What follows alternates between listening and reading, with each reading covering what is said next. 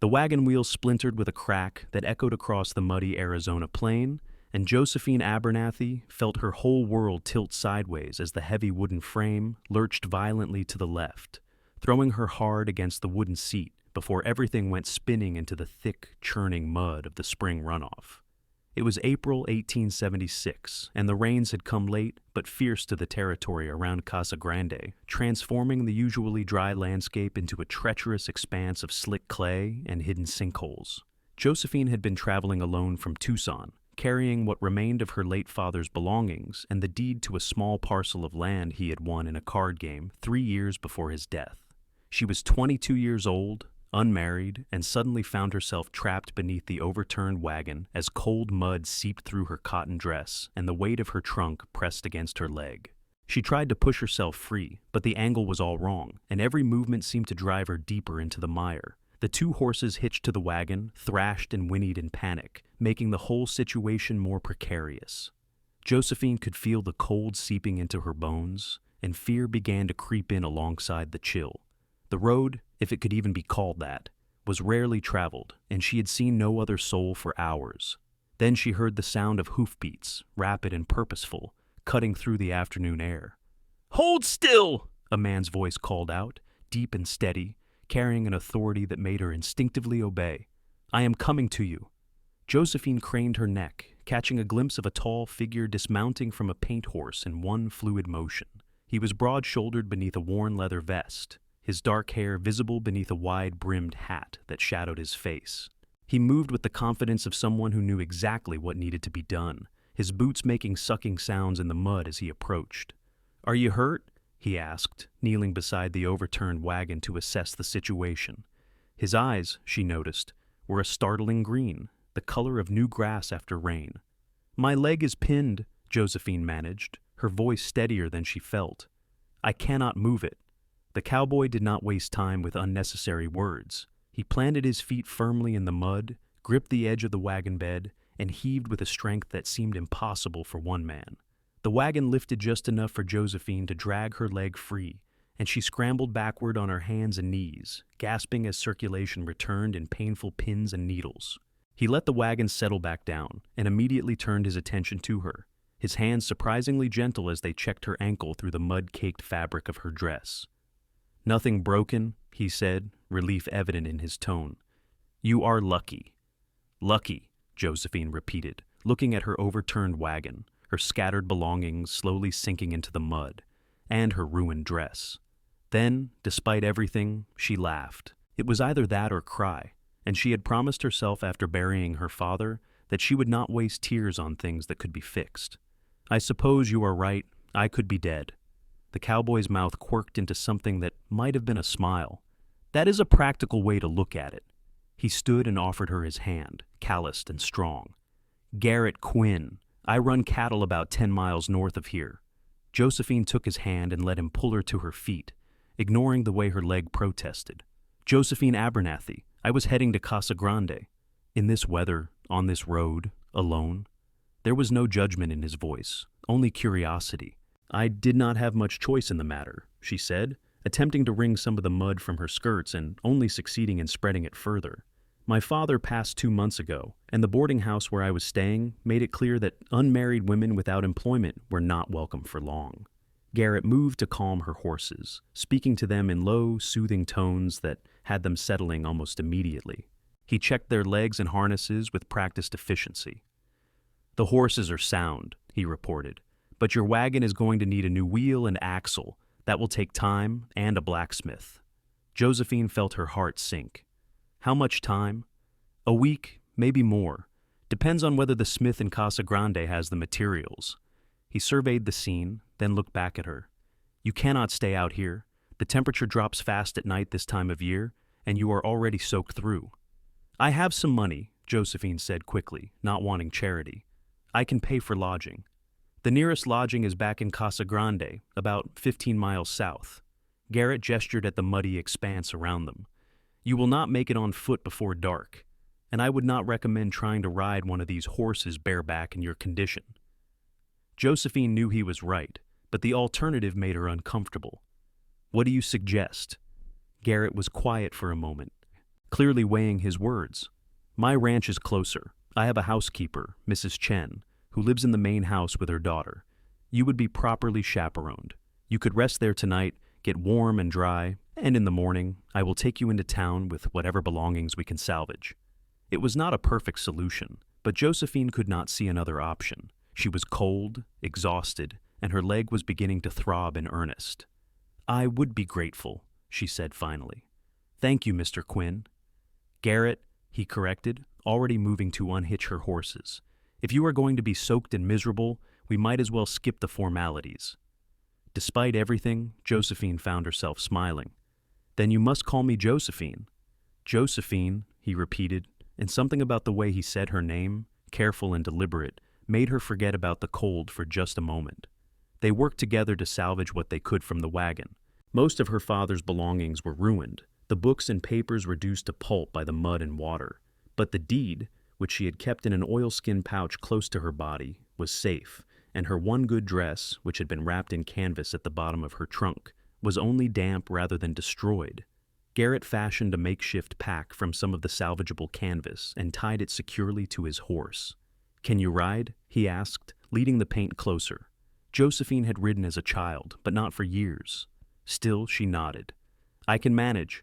Garrett mounted first, then reached down and pulled her up behind him, with an ease that suggested he had done similar rescues before.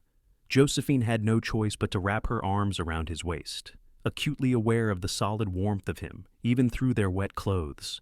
She could feel the steady rhythm of his breathing, the way his muscles shifted as he guided the horse north, across the treacherous landscape.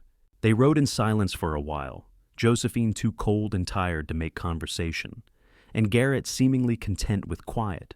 But as the sun began its descent toward the western horizon, painting the sky in shades of orange and gold, he spoke. Your father, what did he do?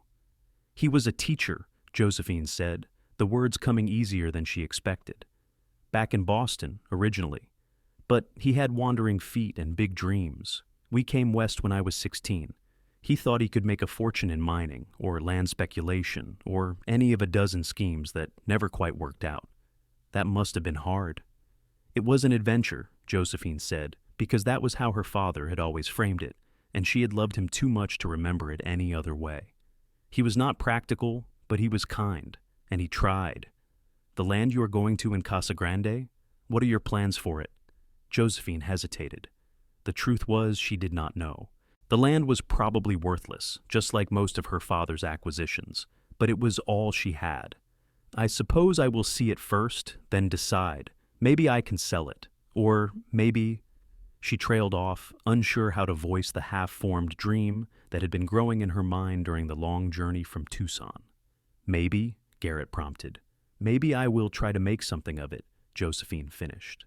I know how to read and write and do figures. I could teach perhaps, start a small school. Casa Grande is growing. Surely there are children who need educating. She felt rather than saw Garrett nod. That is a good dream, he said. Practical and kind. Your father would be proud. The words, simple as they were, settled something in Josephine's chest that had been unsettled since the day she had watched them lower her father's coffin into the hard Arizona ground. Garrett's ranch appeared as the last light was fading from the sky. A collection of low adobe buildings arranged around a central courtyard.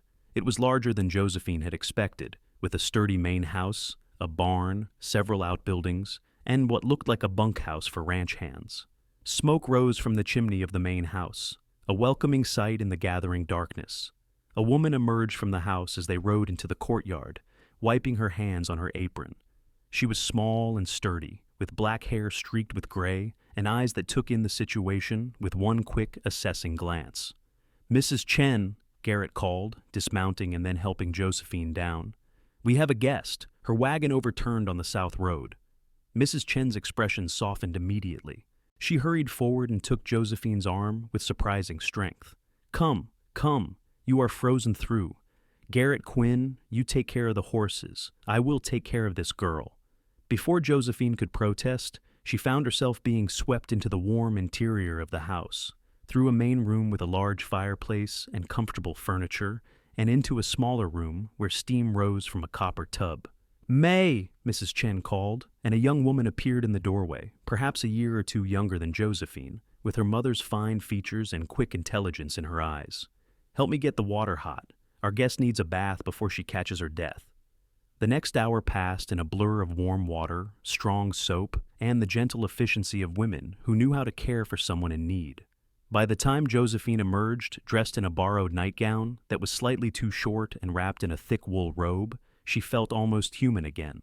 Her leg had been examined, pronounced bruised but not seriously injured, and wrapped in a compress that smelled of herbs she could not identify. Mrs. Chen led her to the main room, where a fire crackled in the hearth, and the scent of cooking meat and vegetables filled the air. Garrett was there, cleaned up and changed into dry clothes, his dark hair still damp. He stood when she entered, a gesture of courtesy that surprised her, given the informality of the situation. "You look better," he observed, and there was something in his eyes, a warmth that had not been there before, or perhaps she was only now able to see it. "I feel better," Josephine admitted, settling into the chair. Chen indicated near the fire. "Thank you, all of you. I do not know what I would have done without your help." "You would have figured something out," Garrett said, with such certainty that Josephine found herself believing him. "You do not strike me as someone who gives up easily." Dinner was simple but delicious. A rich stew with beef and vegetables, served with fresh bread that May had apparently baked that afternoon. They ate at a rough wooden table in the main room, and Josephine learned that Mrs. Chen and her daughter had come to Arizona from California 3 years ago, after Mrs. Chen's husband had died in a railroad accident. Garrett had hired them when his previous housekeeper had returned east to be with family, and they had been with him ever since. "Garrett found us in Tucson," Mrs. Chen said, her accent slight but present. "I was trying to find work, but many people, they do not want to hire Chinese. Garrett, he did not care about that. He said if I could cook and keep house, that was all that mattered." Josephine looked at Garrett with new appreciation. In 1876, in a territory where prejudice ran deep, his willingness to look past such things spoke to a character that went beyond simple kindness. After dinner, May excused herself to her room, and Mrs. Chen began clearing the dishes. Josephine moved to help, but the older woman waved her away. "You rest. You have had a difficult day." Garrett gestured to the chairs by the fire. "If you are not too tired, I would like to discuss your situation. The practical matters." Josephine settled into one of the chairs, tucking her borrowed robe around her legs. Garrett took the other chair, leaning forward with his elbows on his knees, his expression serious. "Your wagon can be repaired, but as I said, it will take time and money. I know a good wheelwright in Casa Grande who can do the work. The cost will probably run about $20, maybe more, depending on how much of the axle needs replacing." Josephine did quick calculations in her head. She had exactly $43 to her name, money she had been hoarding for months. $20 was nearly half her savings. But without a wagon, she had no way to transport her belongings or to make a life in Casa Grande. "I can pay that," she said. Garrett nodded. "In the meantime, you are welcome to stay here. Mrs. Chen can always use help around the house, and I am sure she and May would enjoy the company. You could work for room and board if you like, to save your money." It was a generous offer, more generous than Josephine had any right to expect from a stranger, but something in her bristled at the idea of being dependent on charity, even charity as kindly offered as this. "I would rather work for wages," she said carefully. "Even if they are small, I need to support myself." Something like respect flickered in Garrett's eyes. "Fair enough. I can pay you $1 a day plus room and board. That is what I pay my ranch hands for general work. If you can help Mrs. Chen with cooking and cleaning, mend clothes, maybe help with the accounts if you have a head for figures, that seems reasonable. $1 a day. In a week, that would be $7, enough to offset the cost of the wagon repair, and even leave her with a small surplus. It was more than fair. "I accept," Josephine said, extending her hand to shake on it as she had seen men do. Garrett took her hand, his grip firm and warm. "Then we have an agreement." His hand lingered in hers for just a moment longer than necessary, and when their eyes met, Josephine felt something shift, a recognition that went beyond the simple gratitude she owed him for his rescue. Then he released her hand and stood, the moment passing. "You should rest. I will take you into Casa Grande in the morning to arrange for the wagon repair, and so you can see your land. After that, if you still want to work here while the wagon is being fixed, we can get you settled properly." Josephine nodded, suddenly aware of how exhausted she was. Mrs. Chen appeared to show her to a small but comfortable bedroom off the main room, and Josephine was asleep almost before her head touched the pillow. She dreamed of green eyes and strong hands pulling her from the mud, of a voice that was steady and sure, even when everything was falling apart.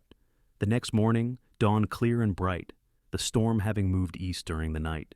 Josephine woke to the smell of coffee and bacon, and when she emerged from her room, dressed in her one good dress that Mrs. Chen had somehow cleaned and dried overnight, she found Garrett already at the table, discussing the day's work with two ranch hands who had come up from the bunkhouse. "Josephine," Garrett said when he saw her, and again there was that careful way he said her name, as if it mattered. "Come, eat.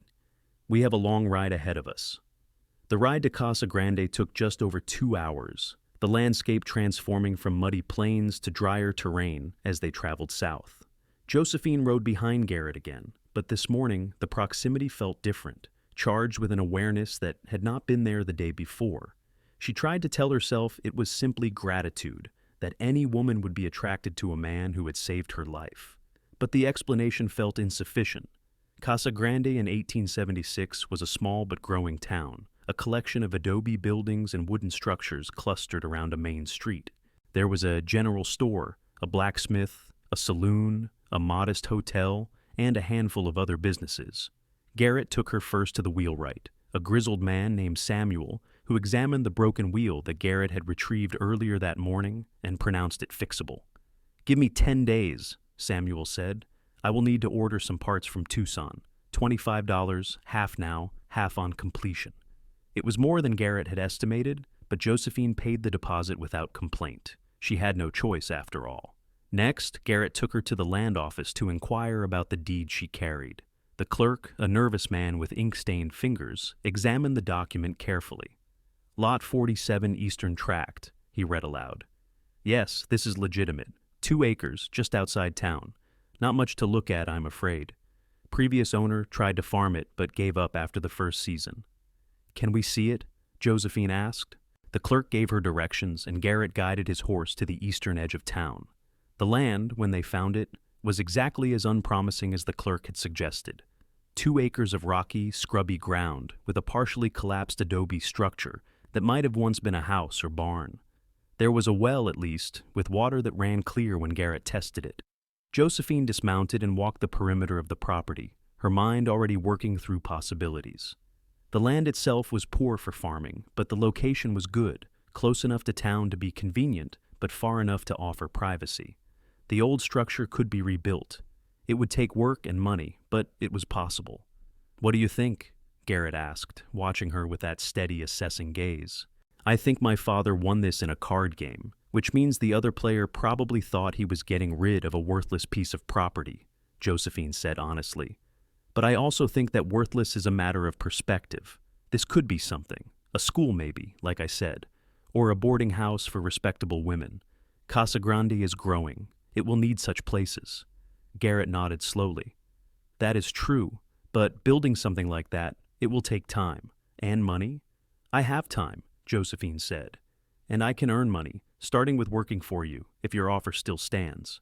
"It stands," Garrett assured her, "and I will help you with the building when I can. I have some experience with adobe construction." "Why?" Josephine asked suddenly, the question escaping before she could think better of it. "Why are you helping me so much? You do not know me?" Garrett was quiet for a long moment, looking out across the land. When he finally spoke, his voice was lower, more serious than she had yet heard it. 2 years ago, I was coming back from Tucson with supplies when I saw a wagon that had been attacked by bandits. The family was dead, all except a little girl, maybe 5 years old, hiding under some blankets. I took her into Casa Grande, found her an aunt who lived in Phoenix. Before I left, the aunt thanked me. She said I had given her niece a chance at a life, and that was a gift beyond price. He turned to look at Josephine. I guess I learned that sometimes people just need someone to help them when everything goes wrong. And if I can be that person, then I should be. Josephine felt something expand in her chest, warm and bright. That little girl was lucky you came along.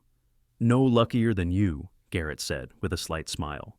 Though I have to say, you were handling being rescued a lot better than she did. She bit me.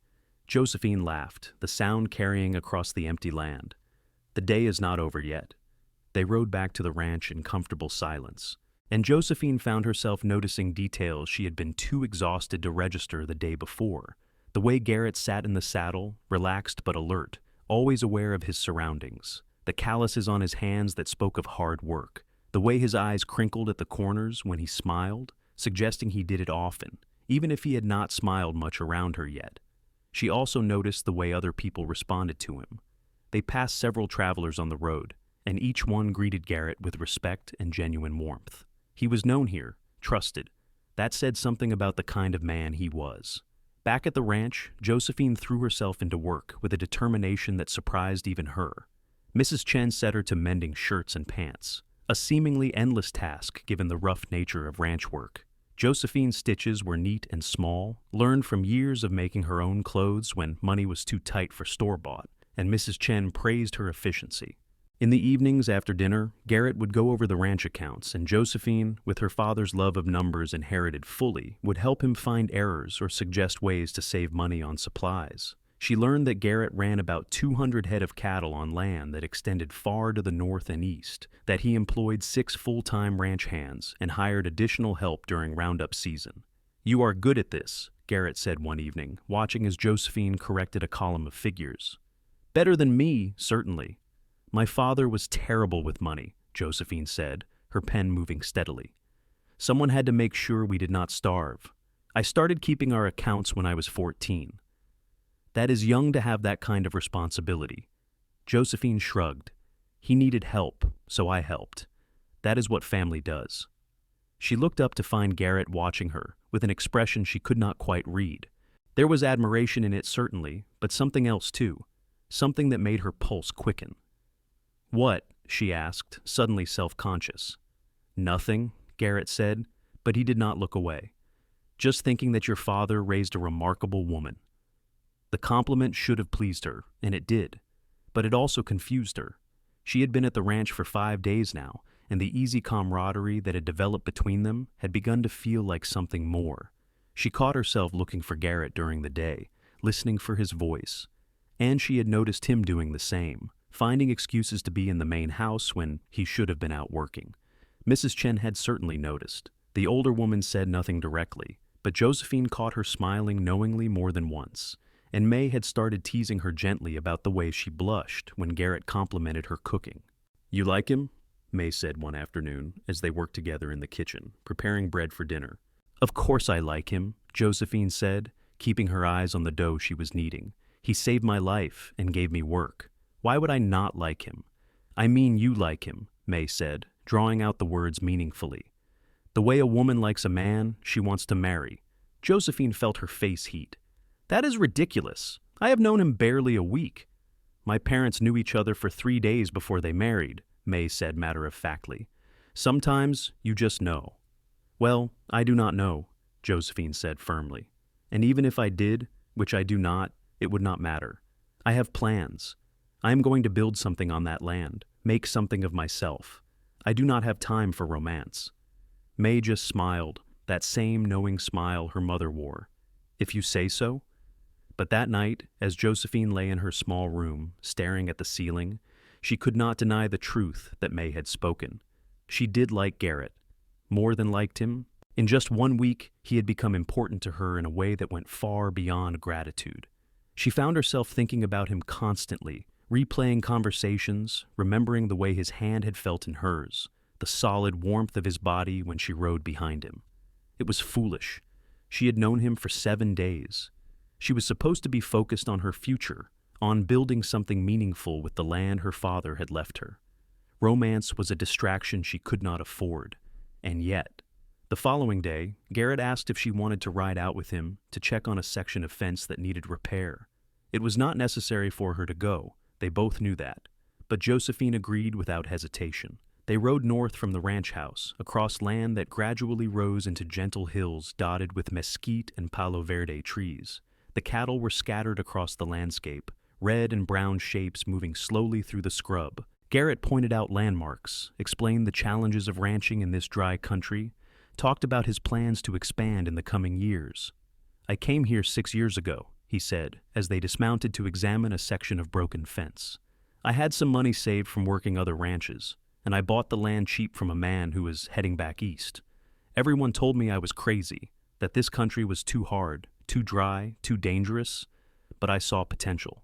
Like I see potential in my 2 acres of rocks, Josephine said, helping him pull out a broken fence post. Exactly like that. Garrett set the new post and began packing dirt around it.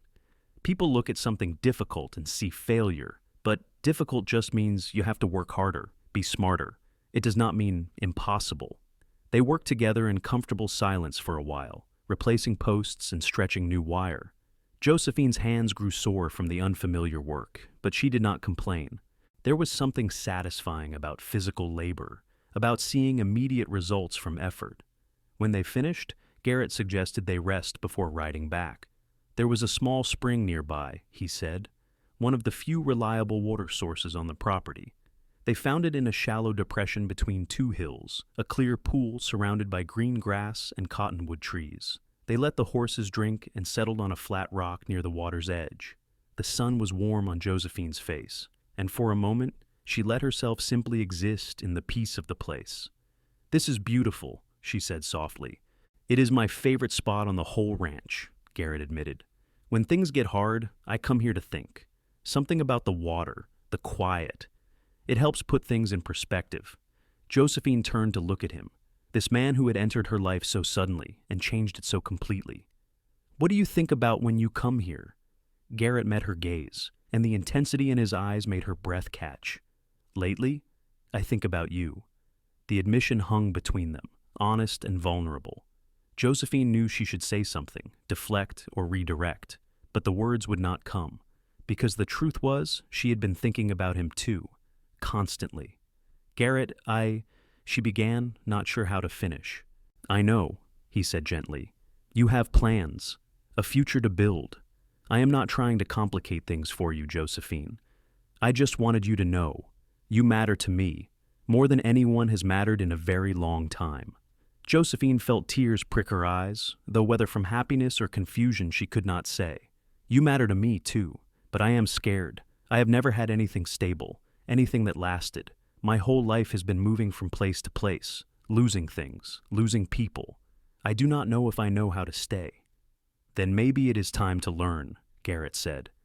He reached out and took her hand, his thumb tracing gentle circles on her palm. "I am not asking for promises. I am just asking if you might be willing to see where this goes. Between us." Josephine looked down at their joined hands, at the way her smaller fingers fit between his larger ones, and made a decision that felt both terrifying and absolutely right. "Yes," she said simply. "I would like that." Garrett's smile, when it came, transformed his entire face. It was open and joyful, the smile of a man who had hoped but not expected. He lifted her hand to his lips and pressed a kiss to her knuckles, a gesture that was old-fashioned and sweet and made Josephine's heart flutter in her chest. They rode back to the ranch hand in hand when the trail was wide enough to allow it, not talking much, but not needing to. Something had been acknowledged between them, something fragile and new, but full of promise. Mrs. Chen took one look at them when they returned and smiled her knowing smile. "About time," she muttered, just loud enough for Josephine to hear. The next few days took on a dreamlike quality. Josephine continued her work around the ranch, but now Garrett found reasons to be near her constantly. He taught her to ride properly, patiently correcting her posture and hand position until she could handle a horse with confidence. They took walks in the evening after dinner, talking about everything and nothing, learning each other's stories. Josephine learned that Garrett was 26 years old, that he had grown up on a ranch in Texas but had come to Arizona to make his own way. He had been engaged once briefly to a woman who decided she wanted city life more than she wanted him. The experience had left him cautious about giving his heart again. "But with you it feels different," he said one evening as they watched the sunset paint the sky in shades of red and gold. "It feels easy, right?" "It scares me how easy it feels," Josephine admitted. "Like maybe it is too good to be true." "Or maybe it is just true," Garrett countered. He pulled her closer, his arm around her shoulders, and Josephine let herself lean into his strength. On the 10th day after the wagon accident, word came from Casa Grande that the repairs were complete. Josephine should have been happy, should have been eager to collect her wagon and move forward with her plans. Instead, she felt a sinking sensation in her stomach. "I suppose I should go into town and settle up with Samuel," she said that evening, trying to keep her voice neutral. Garrett set down the account book he had been pretending to read. "I suppose so." They looked at each other across the table, the unspoken question hanging between them. What happened now? "Josephine," Garrett began, then stopped. He stood and began pacing, running his hand through his hair in a gesture she had come to recognize as a sign of agitation. "These past 2 weeks have been the best I can remember in years. Having you here, working beside you, talking with you, I do not want it to end." "I do not want it to end either," Josephine said, her heart pounding. "But I cannot stay here forever as an employee. That is not a life." "Then do not stay as an employee." Garrett stopped pacing and knelt beside her chair, taking both her hands in his. "Josephine Abernathy, I know this is fast. I know we have only known each other 2 weeks, but I also know that I have never been more certain of anything in my life. I want you to stay, not as an employee, as my wife." Josephine's breath caught. Marriage. It was what every practical part of her said she should want, the security and stability she had never had. But another part of her, the part that sounded like her father, whispered warnings about giving up independence, about losing herself in someone else's dreams. "Garrett, I care for you. Deeply. But marriage, that is forever. What if you change your mind? What if I am not what you need? What if I disappoint you?" "What if you do not?" Garrett countered. "What if this is exactly what we both need? Josephine, I am not asking you to give up your dreams. That land in Casa Grande, we can build on it together. Your school or boarding house or whatever you decide. I will help you. We can have both, a life here and your project there. People do it all the time." "Do they?" Josephine asked, wanting to believe but afraid. "They do," Mrs. Chen's voice came from the doorway. Both Garrett and Josephine turned to see her standing there, May behind her. "Sorry, we did not mean to listen, but Garrett, he is too loud when he is nervous." Garrett flushed, but Mrs. Chen continued, moving into the room to stand near Josephine. "When my husband was alive, we had a laundry in San Francisco. He wanted me to stay home, be a wife only. But I wanted to work, to have something that was mine. So, we made an agreement. I would work, and he would help me. We built something together, something we were both proud of." Her eyes were sad, remembering. "When he died, I lost my partner, but I still had what we built, the skills, the confidence. No one can take that from you if you do not let them. Your land, your dream, it does not have to be separate from Garrett," May added. "It can be something you build together. That makes it stronger, not weaker." Josephine looked back at Garrett, still kneeling beside her chair, his green eyes full of hope and love and patience.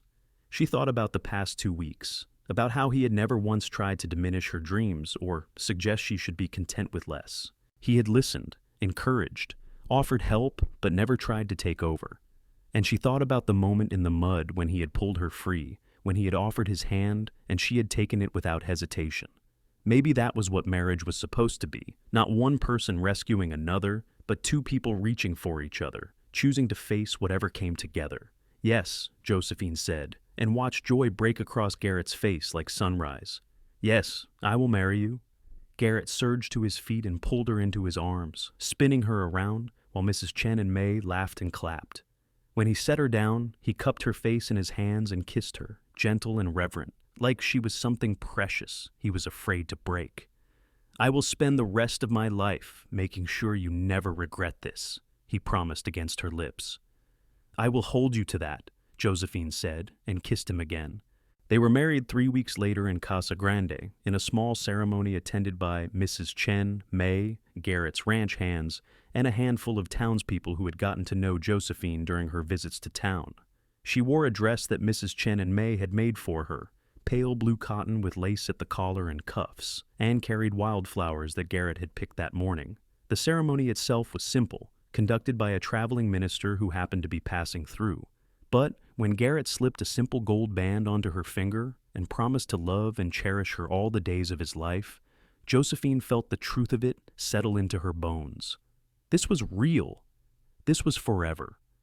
The celebration afterward was held at the ranch, with food and music and dancing that went late into the night.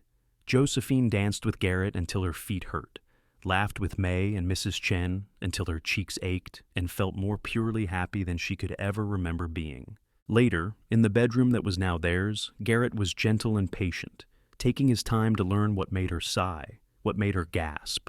Josephine had been nervous, her limited knowledge of marital relations coming mostly from whispered conversations with other women and a vague talk her father had given her when she turned 18. But Garrett made it easy, whispering that they had all the time in the world, that there was no rush. And when they finally came together, it felt like the most natural thing in the world, like two pieces of a puzzle finding their fit.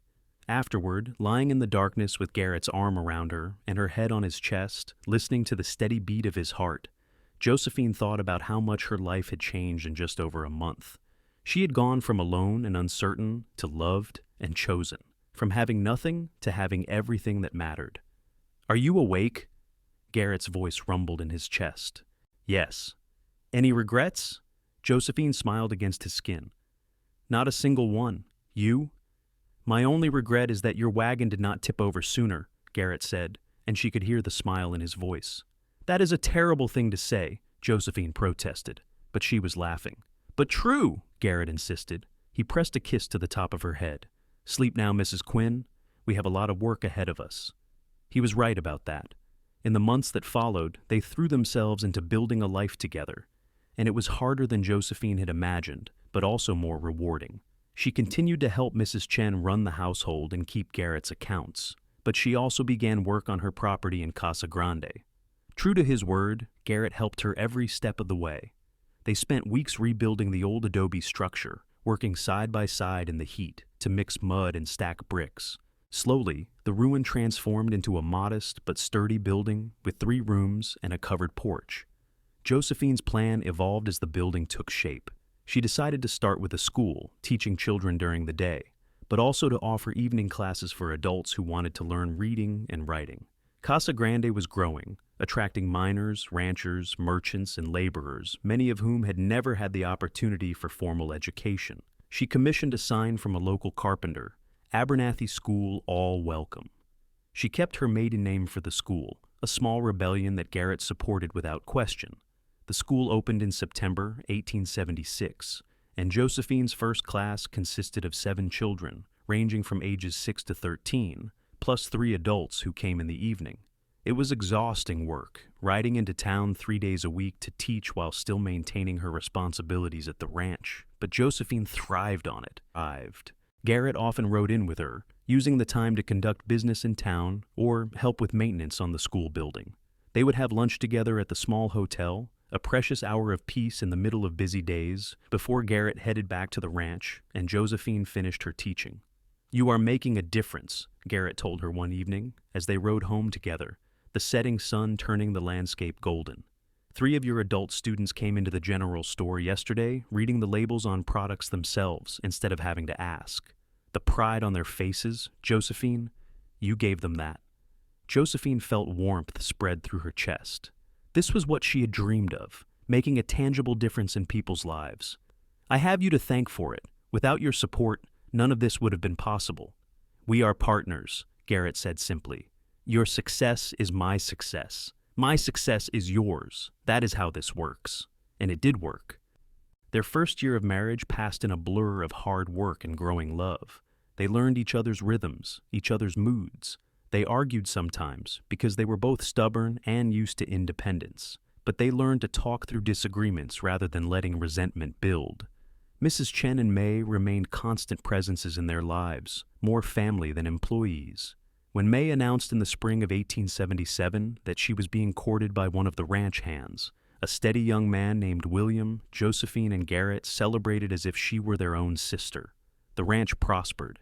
Garrett's careful management and Josephine's sharp eye for finances allowed them to expand their herd and hire additional help.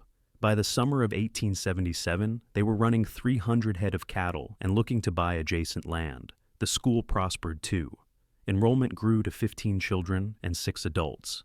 Josephine hired a part-time assistant, a young widow named Sarah who needed income and had a natural talent for teaching. Together, they began offering more advanced classes, including basic mathematics and history.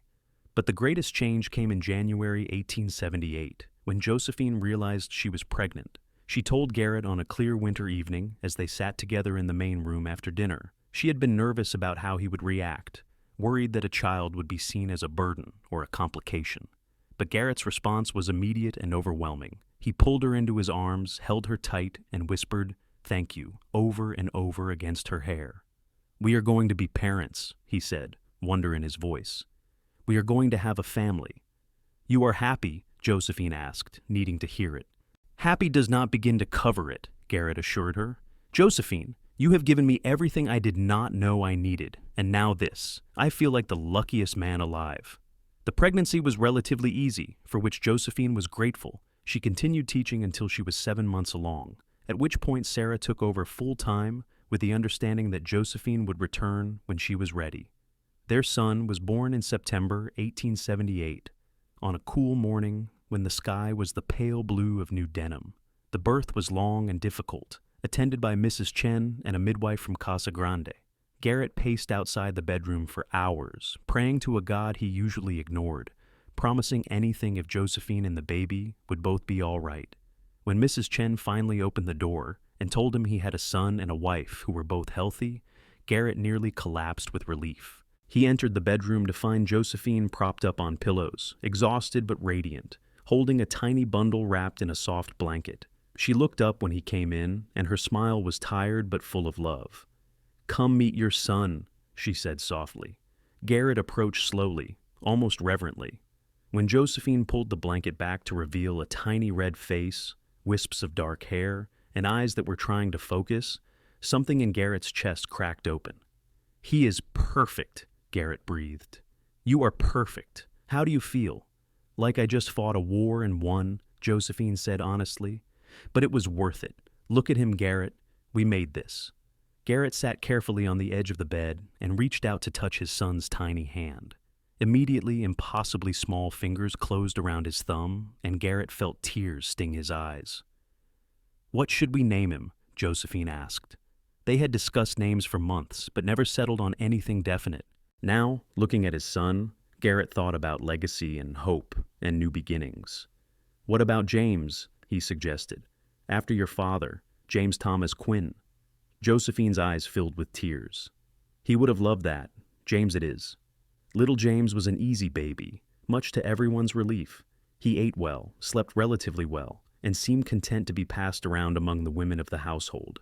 Mrs. Chen doted on him. May made him tiny clothes, and Garrett was completely wrapped around his son's tiny finger. Josephine returned to teaching when James was 3 months old, bringing him with her. She set up a cradle in the schoolroom, and the children were fascinated by the baby. It became a valuable teaching opportunity, as students took turns reading to James or doing quiet arithmetic while he napped. Life settled into a new rhythm, busier than before, but full of purpose and joy. The ranch continued to grow, and by 1880, Garrett was able to buy additional land, expanding their holdings significantly. The school grew too, and Josephine added a second room to accommodate more students. In the spring of 1881, Josephine discovered she was pregnant again. This time, she was less nervous and more excited, though the memory of James's difficult birth gave her some apprehension. But when their daughter was born in January 1882, the birth was much easier, and Josephine recovered quickly. They named her Clara Ruth, and she was completely different from her brother. Where James had been placid and easy, Clara was fierce and demanding from the moment she drew breath. She had Garrett's green eyes and Josephine's determination, and even as an infant, she seemed to know exactly what she wanted and was not afraid to insist on it. "She is going to be a force of nature," Garrett predicted, cradling his daughter while she glared at him suspiciously. "Just like her mother." "I was never that fierce as a baby," Josephine protested. "But you are that fierce now," Garrett said, grinning. "I have seen you negotiate with suppliers, argue with the school board about funding, and win every single time. Clara is just starting earlier." James, now 3.5, was fascinated by his baby sister. He wanted to help with everything, bringing diapers, singing to her when she cried, showing her his toys, even though she was far too young to appreciate them. "Good brother," he would say proudly, and Josephine's heart would swell with love for both her children. The years that followed were full and rich. James grew into a thoughtful, gentle boy who loved books and learning. He followed Josephine to the school whenever he could, eventually becoming her assistant, helping younger children with their reading. Clara grew into exactly the force of nature Garrett had predicted. Fearless and bold, more interested in following her father around the ranch than sitting still for lessons. In 1884, when James was 6 and Clara was 2, Josephine expanded the school again, adding a third room and hiring another full-time teacher. The school was now serving more than 30 students and had become an essential part of the Casa Grande community. Garrett's ranch had become one of the most successful in the territory. They now ran over 500 head of cattle, employed 15 ranch hands full-time, and owned more than 2,000 acres. But success had not changed Garrett's essential nature. He still worked alongside his men, still took time to help Josephine with her projects, still made his family his priority. "Do you ever regret it?" Josephine asked him one evening in 1885, as they sat on the porch watching James and Clara play in the yard. "Marrying so quickly, taking on so much responsibility?" Garrett looked at her like she had spoken a foreign language. "Regret marrying you? Josephine, you and the children are the best things that ever happened to me. Every good thing in my life can be traced back to the day your wagon tipped over in the mud." "That seems like a strange thing to be grateful for," Josephine said, but she was smiling. "Maybe," Garrett agreed. He reached over and took her hand, his thumb tracing the gold band she still wore, now joined by a second ring, set with a small diamond that he had given her on their 5th anniversary. "But I am grateful anyway, for all of it. The mud, the struggle, the hard work, because it led me to you." Josephine leaned her head on his shoulder, watching their children chase fireflies in the gathering dusk. James caught one and brought it carefully to Clara, showing her how to cup her hands to see it glow. Clara shrieked with delight, and the sound carried across the yard like music. "We built something good here," Josephine said softly. "Together." "We did," Garrett agreed, "and we are not done yet." He was right. In 1886, they broke ground on a larger school building in Casa Grande, a proper 2-story structure that could accommodate 50 students and included a small library. Josephine's dream of bringing education to the territory was becoming bigger than she had ever imagined. The new school opened in September 1887, and the celebration drew people from all over the territory. The territorial governor himself sent a letter of commendation, praising Josephine's dedication to education and community building. But the most meaningful moment came when one of her original adult students, a man named Robert, who had been completely illiterate when he first came to her evening classes, stood up to give a speech he had written himself. "Before Mrs. Quinn taught me to read, I felt like only half a man," he said, his voice rough with emotion. "I could not read a contract, could not write a letter to my family back east. I had to depend on others for everything. But she never made me feel stupid. She just taught me, patient and kind, until I could do it myself. Now I can read to my children. I can sign my own name. I am whole, and that is because of her." Josephine cried through the entire speech, and when it was over, Garrett pulled her into his arms and held her while she composed herself. "I am so proud of you," he whispered, "of everything you have accomplished." "We accomplished," Josephine corrected. "I could not have done any of this without you." "Partners," Garrett said, as he always did. "Partners," Josephine agreed. In 1888, Josephine discovered she was pregnant again, a surprise given that Clara was now 6 and they had assumed their family was complete. But the pregnancy progressed smoothly, and in March 1889, they welcomed another son, whom they named Daniel Peter. Daniel was a happy, easygoing baby who seemed content to fit into the chaos of their busy household. James, now 10, took his role as big brother very seriously, while Clara, 7, declared the baby boring but was often found sitting next to his cradle, watching him sleep. The ranch continued to prosper, and by 1890, Garrett was considered one of the most successful ranchers in the territory. But he never forgot where he had come from, and he made a point of helping younger ranchers get started, offering advice and sometimes financial assistance. "You are building a legacy," Josephine told him one evening after he had spent several hours helping a young couple who were trying to establish a small ranch on difficult land. "We are building a legacy," Garrett corrected. Everything we do, it is for our children and for this community. I want them to grow up in a place where people help each other, where hard work is rewarded, where everyone has a chance. That philosophy extended to the school as well. Josephine made it a policy that no child would be turned away for inability to pay. Those who could afford tuition paid, and those who could not were educated anyway, with the difference made up by fundraising and donations from wealthier families. By 1892, the Abernathy School was educating more than 60 children and had added a fourth teacher to the staff. Josephine had also started a small lending library that was open to the entire community, not just students. It was housed in a room at the school, and people came from miles around to borrow books. James, now 14, had become an invaluable help to his mother, essentially serving as a teaching assistant. He had his mother's patience and his father's steady reliability, and the younger children adored him. Josephine had already begun to hope that he might take over the school someday when she was ready to step back. Clara, 11, remained more interested in ranch work than schoolwork, and Garrett had started teaching her the business of ranching. She could ride as well as any of the ranch hands, and she had a natural talent for working with cattle and horses. Garrett loved having her as his shadow, and he made sure she understood that she would inherit equally with her brothers, that the ranch would be as much hers as theirs. Daniel, now 3, was a ray of sunshine, always laughing, always curious. He had inherited Josephine's love of learning and Garrett's physical confidence, and he moved through life with an enthusiasm that was infectious. In October 1893, Garrett surprised Josephine with a trip to San Francisco, their first real vacation in 17 years of marriage. Mrs. Chen, May, and May's husband, William, agreed to watch the children and manage both the ranch and the school. "We have earned this," Garrett said as they boarded the train in Tucson. A week of just being Garrett and Josephine, not parents or employers or pillars of the community. San Francisco was a revelation. They stayed in a real hotel, ate in fancy restaurants, saw a play, and walked along the waterfront holding hands like young sweethearts. Josephine bought books for the school library, and Garrett bought Clara a saddle from a renowned saddle maker.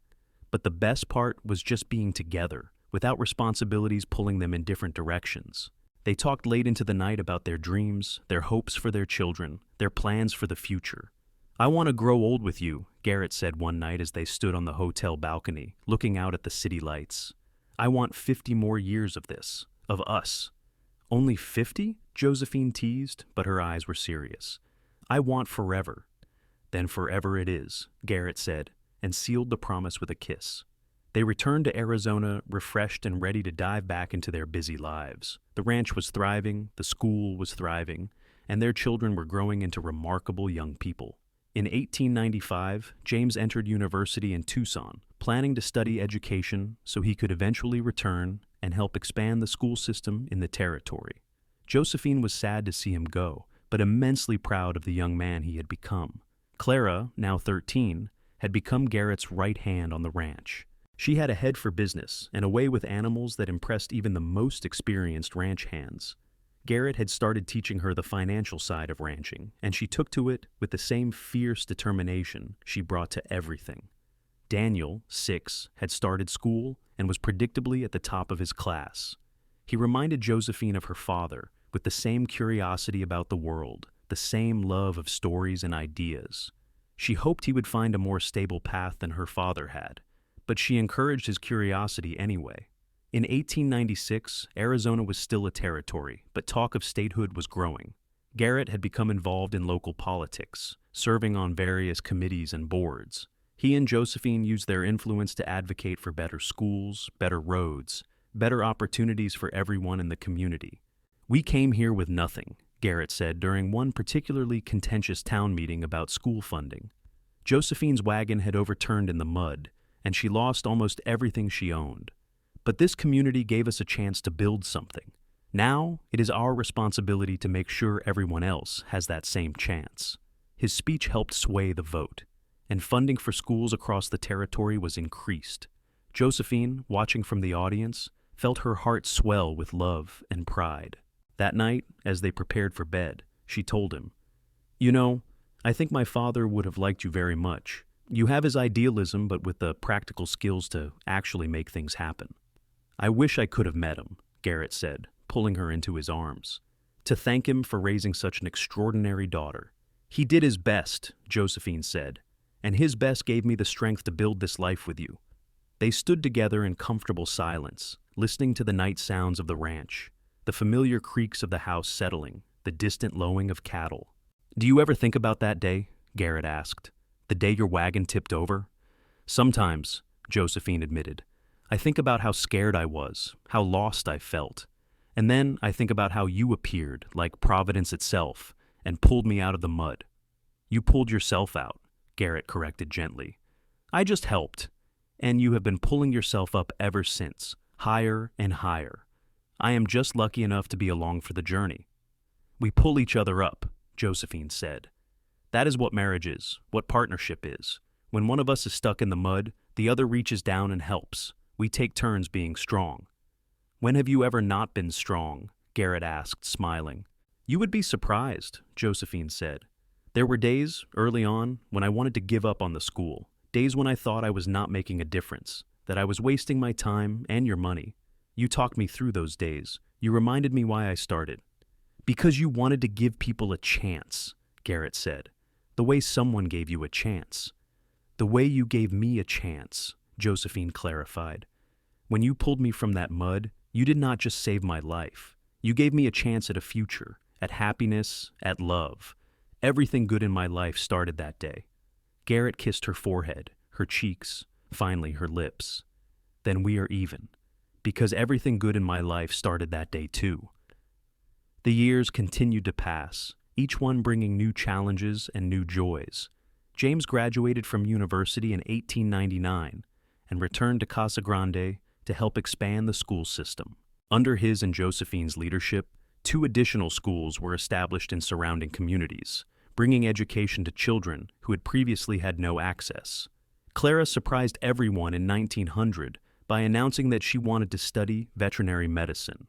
Women veterinarians were rare, but Clara had never let impossible stop her before. She enrolled in a program in Colorado, promising to return and help the ranching community with professional animal care. Daniel, now 11, continued to excel academically and had started showing an interest in law and politics. Garrett encouraged him, seeing a future where his youngest son could help shape the policies that would govern Arizona when it finally achieved statehood. In 1901, Garrett and Josephine celebrated their 25th wedding anniversary. The whole community turned out for the celebration, which was held at the ranch. There were speeches and toasts, music and dancing, and enough food to feed an army. But the moment that meant the most to Josephine came when Garrett stood up to make a toast. The crowd quieted, and he raised his glass. 25 years ago, I was just a cowboy trying to make something of himself in a hard land. Then one day, I came across a woman whose wagon had tipped over in the mud. I pulled her out, and she changed my life forever." He turned to look at Josephine, his green eyes bright with emotion. "Josephine, you are the strongest, smartest, most remarkable person I have ever known. You took a piece of worthless land and turned it into a beacon of education and hope. You took a rough cowboy and made him a better man. You gave me children who are my pride and joy, a life that exceeds my wildest dreams. When I pulled you from that mud, I offered you my hand. You took it, and you have held it every day since. I hope you will hold it for another 25 years, and another after that, until we are both old and gray and telling our grandchildren this story." Josephine was crying openly, and when Garrett held out his hand to her, she took it without hesitation, just as she had 25 years ago. "Always," she said, loud enough for everyone to hear, "I will always take your hand." The crowd erupted in cheers, and Garrett pulled her into his arms and kissed her soundly, to even more cheers and a few good-natured whistles. That night, after everyone had gone home and the ranch was quiet, they walked together to the spot where the old wagon trail crossed their property, the place where everything had started. "Sometimes I try to imagine what would have happened if you had not come along that day," Josephine said, looking out across the moonlit landscape. "If I had been stuck there until dark, or if someone else had found me." "Do not think about that," Garrett said firmly. "I did come along, and even if I had not, you would have figured something out. You always do." "Maybe," Josephine allowed, "but I am grateful it was you, that it has always been you." They stood together in the spot where a wagon had once tipped over, where a cowboy had once pulled a desperate woman from the mud, where a future had been born from chance and choice and love. The years that followed were full and good. James married in 1903, a lovely woman named Catherine who shared his passion for education. They had 3 children in quick succession, and Josephine delighted in being a grandmother. Clara completed her veterinary training in 1905 and returned to Casa Grande, where she established the territory's first veterinary practice focused on large animals. She was in high demand, traveling all over the territory to care for cattle and horses. She married in 1907 a rancher named Thomas, who respected her career and supported her ambitions. Daniel left for law school in 1908, determined to be ready when Arizona finally achieved statehood. He had inherited his parents' passion for justice and community building. Garrett and Josephine, now in their 50s, began to slowly step back from the day-to-day operations of the ranch and school, trusting in the capable hands of the next generation. But they remained active and involved, still partners in all things. In 1912, Arizona finally became a state, and the celebration in Casa Grande lasted for days. Garrett and Josephine stood together and watched the American flag with its new 48th star being raised, and they thought about how much had changed since 1876. "We helped build this," Garrett said quietly. "Not just the school or the ranch, but the whole community, the whole state. Our children will continue building it," Josephine said, "and their children after them. That is legacy." Daniel returned from law school that same year and immediately entered politics. He ran for state legislature and won, the youngest representative in Arizona's first state government. In his victory speech, he credited his parents. "My father taught me that hard work and integrity matter more than anything else," Daniel said. "And my mother taught me that education and opportunity can change lives.